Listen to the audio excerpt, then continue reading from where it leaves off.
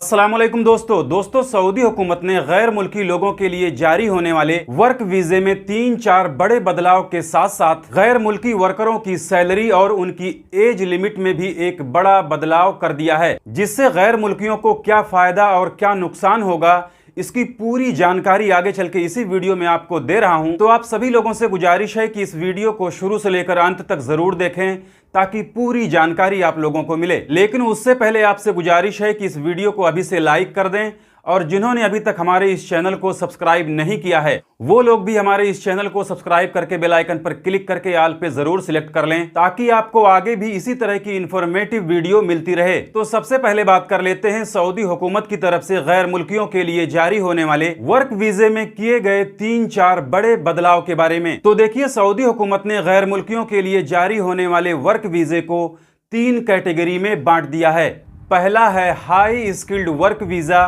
दूसरा है skilled work visa और तीसरा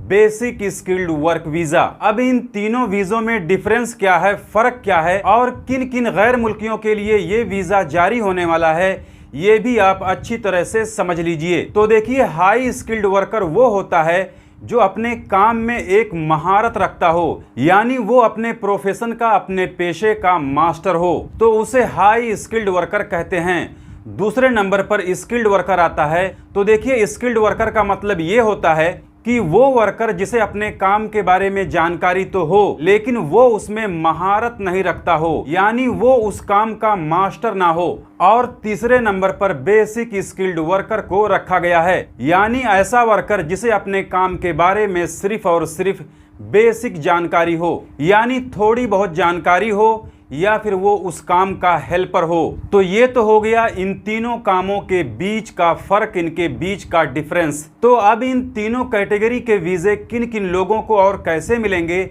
और इन तीनों कैटेगरी में काम करने वाले वर्करों की सैलरी क्या होने वाली है वो भी आप लोग जान लीजिए। तो देखिए, जो हाई स्किल्ड वर्कर होंगे या फिर जो स्किल्ड वर्कर होंगे, यानी बेसिक स्किल्ड वाले वर्करों को छोड़कर ऊपर के जो हाई स्किल्ड और स्किल्ड वर्कर होंगे उनका वर्क वीजा प्रोफेशनल एग्जामिनेशन के बाद ही जारी किया जाएगा, यानी उनका वीजा पासपोर्ट पर लगने से पहले या फिर सऊदी अरब के अंदर उनका वीजा जारी होने से पहले उन्हें अपने स्किल का, अपने हुनर का एग्जाम देना होगा, जिसमें वो अगर पास होंगे तभी उनका वीजा जारी किया जाएगा। और जो तीसरे नंबर वाले हैं, यानी जो बेसिक स्किल्ड वर्कर हैं, उनके लिए जारी होने वाले वर्क वीजे में कोई भी बदलाव नहीं किया गया है। वहीं सऊदी अरब के अंदर जो लोग पहले से ही मौजूद हैं उनके लिए कहा गया है कि अगर वो लोग फ्यूचर में अपना प्रोफेशन चेंज करवाना चाहेंगे तो उन्हें भी प्रोफेशन एग्जामिनेशन से गुजरना होगा, यानी उन्हें भी अपना प्रोफेशन चेंज कराने के लिए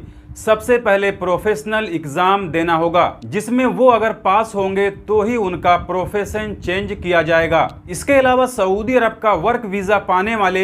गैर मुल्कियों के एज लिमिट में भी एक बड़ा बदलाव कर दिया गया है, जिसमें अभी तक सऊदी अरब का वर्क वीजा पाने के लिए गैर मुल्की की उम्र, यानी उसकी एज कम से कम 21 साल से ज्यादा होनी चाहिए थी, लेकिन अब गैर मुल्कियों के लिए एज लिमिट 21 साल से घटाकर 18 साल कर दी गई है, यानी अब 18 साल से लेकर के 60 साल के दरमियान के गैर मुल्की सऊदी अरब का वर्क वीजा पा सकते हैं। और अब बात कर लेते हैं high skilled worker, skilled worker और बेसिक स्किल्ड वर्करों की सैलरी के बारे में, जिसके बारे में Saudi ministry of human resources and social development ने बताया है कि इन तीनों कैटेगरी के वर्करों में जो स्किल्ड वर्कर हैं, यानी इन तीनों कैटेगरी में अगर हाई स्किल्ड वर्कर और बेसिक स्किल्ड वर्कर को छोड़ दिया जाए तो जो स्किल्ड वर्कर होंगे उनकी सैलरी 2000 रियाल से कम नहीं होनी चाहिए। ज्यादा कितनी भी हो कोई फर्क नहीं पड़ता, लेकिन आगे से जितना भी स्किल्ड वर्करों के लिए वीजा जारी किया जाएगा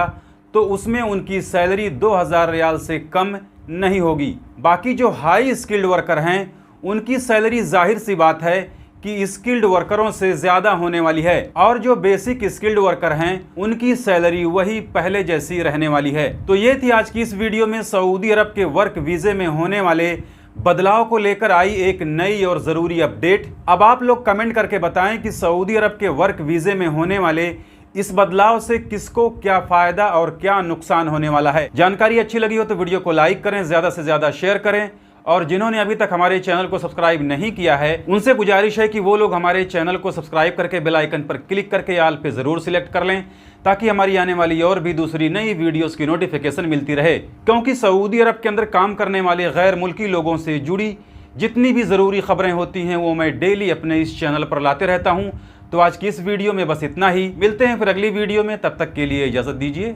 खुदा हाफिज़।